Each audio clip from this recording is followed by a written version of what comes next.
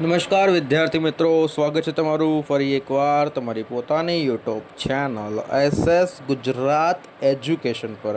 આજે મિત્રો આપણે જોવાના છીએ ધોરણ 11માં જે તમારો ગાલા અસાઇનમેન્ટનો છે તો એનું સોલ્યુશન મિત્રો આપણે આજે આ વિડીયોમાં જોઈશું। તો મિત્રો વિડીયોને અંત સુધી જોજો। વિડીયો ગમશે તો મિત્રો વિડીયોને લાઈક અને મિત્રો ચેનલને સબસ્ક્રાઈબ કરવાનું ભૂલતા નહીં। અને તમે જો મિત્રો આ સંપૂર્ણ ગાલા અસાઇનમેન્ટના સોલ્યુશનની પીડીએફ મેળવવા માંગતા હોય તો તમને જે મિત્રો સ્ક્રીન ઉપર મોબાઈલ નંબર આપેલો છે તેના પર કોલ કરી દેજો। સંપૂર્ણ ગાલા અસાઇનમેન્ટના સોલ્યુશનની પીડીએફ મિત્રો તમને માત્ર 150 રૂપિયામાં મળી જવાની છે।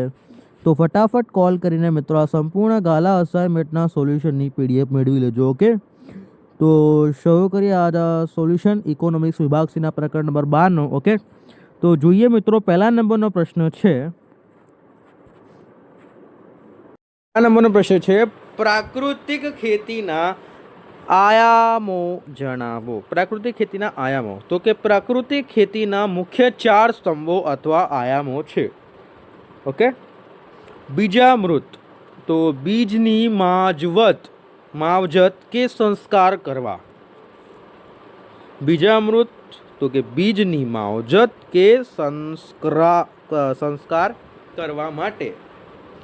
પછી જીવામૃત જમીનમાં સૂક્ષ્મ જીવાણુઓની વૃદ્ધિ માટે સંવર્ધન।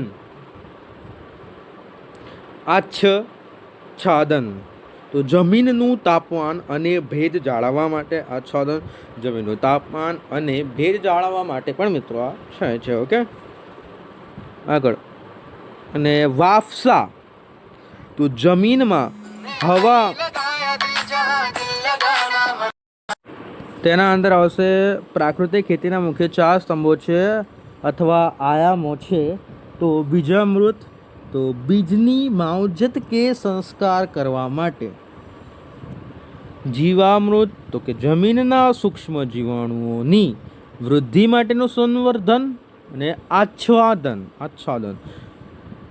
જમીનનું તાપમાન અને ભેજ જાળવવા માટે। વાફસા તો જમીનમાં હવા અને ભેજનું સંતુલિત મિશ્રણ। ઓકે, બીજા નંબરનું જોઈશું જીવંત આચ્છાદન કઈ રીતે થાય છે। જીવંત આચ્છાદન કેવી રીતે થાય છે? તો જીવંત આચ્છાદન એટલે મુખ્ય પાકની સાથે જમીન પર પથરાતા અન્ય ટૂંકા ગાળાના પાક ઉગાડવા। જમીનને સૂર્યના સીધા તાપથી બચાવવા માટે મુખ્ય પાકની વચ્ચે ખાલી જગ્યા કઠોળ વર્ગના પાક જેમ કે મગ, અડદ, ચોખી વાવવામાં આવે છે। ઓકે, જીવંત આચ્છાદન એટલે મુખ્ય પાકની સાથે જમીન પર પથરાતા અન્ય ટૂંકા ગાળાના પાક ઉગાડવા। જમીનને સૂર્યના સીધા તાપથી બચાવવા માટે મુખ્ય પાકની વચ્ચે ખાલી જગ્યામાં કઠોળ વર્ગના પાક જેમ કે મગ, અડદ, ચોળી વાવવામાં આવે છે। અને આ પાકો જમીનને ઢાંકી દે છે અને જેનાથી નિંદામણ ઓછું થાય છે અને જમીનમાં નાઇટ્રોજનનું પ્રમાણ વધે છે। ઓકે,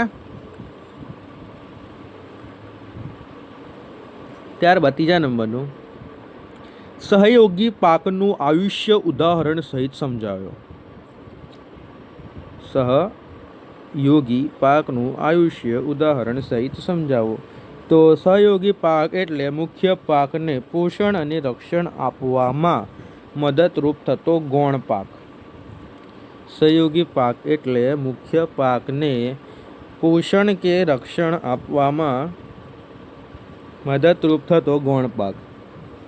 સમજૂતી: સહયોગી પાકનું આયુષ્ય સામાન્ય રીતે મુખ્ય પાક કરતાં ઓછું હોય છે। સહયોગી પાક એટલે મુખ્ય પાકને પોષણ કે રક્ષણ આપવામાં મદદરૂપ થતો ગૌણ પાક। તો સમજૂતી: સહયોગી પાકનું આયુષ્ય સામાન્ય રીતે મુખ્ય પાક કરતાં ઓછું હોય છે।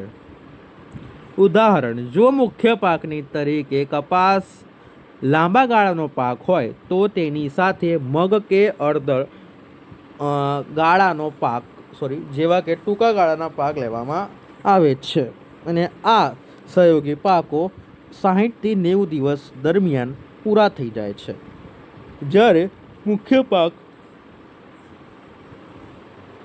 લાંબો સમય ચાલે છે.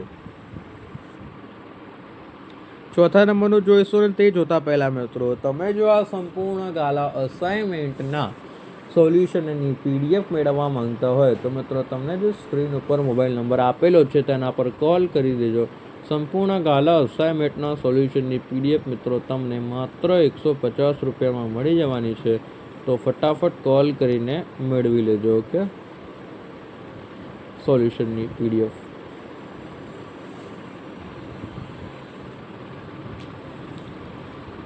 જીવ વિવિધતાના ફાયદા જણાવો. તો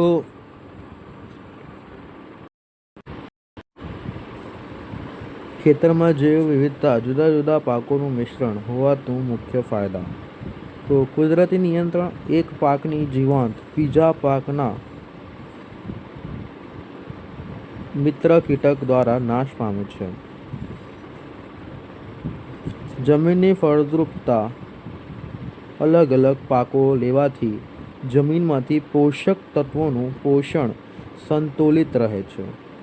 જમીનની ફળદ્રુપતા, અલગ અલગ પાકો લેવાથી જમીનની પોષક તત્વોનું પોષણ સંતુલિત રહે છે. જોખમોમાં ઘટકો, તો કોઈ પણ એક પાક નિષ્ફળ જાય તો બીજા પાક દ્વારા આવક જળવાઈ રહે છે, એટલે નુકસાન થતું નથી એના અંદર. ઓકે, પાંચમા નંબરનું છે, એકવાર ચોથું જોઈ લઈએ કે આ ખેતરમાં જે વિવિધતા જુદા જુદા પાકોનું મિશ્રણ હોવાથી મુખ્ય ફાયદાઓ કે કુદરતી નિયંત્રણ, તો એક પાકની જીવાંત બીજા પાકના મિત્ર કીટકો દ્વારા નાશ પામે છે.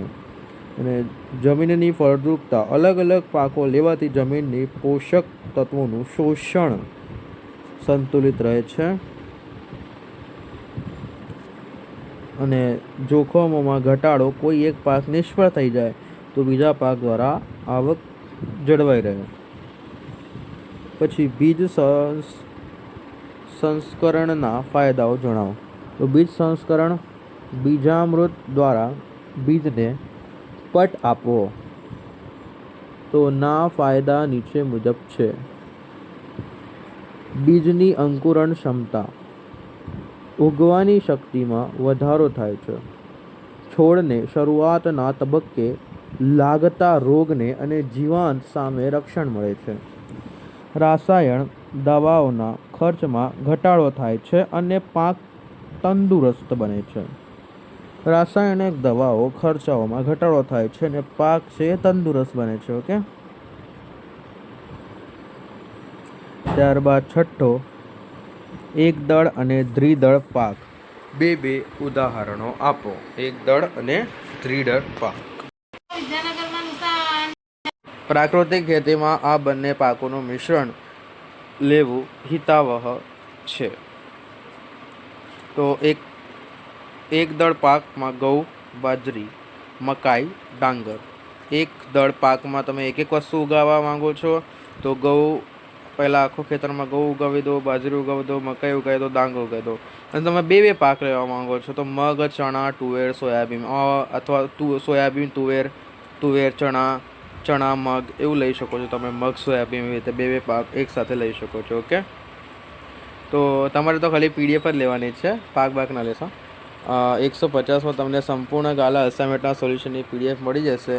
તો ફટાફટ સ્ક્રીન ઉપર આપેલ મોબાઈલ નંબર પર કોલ કરી દેજો. ઓકે, અને સંપૂર્ણ ગાલા અસાઇનમેન્ટના સોલ્યુશનની PDF મેળવી લેજો. એટલે કોલ કરી દેજો. ઓકે, મળીએ નેક્સ્ટ વિડીયોમાં. Thank you for watching.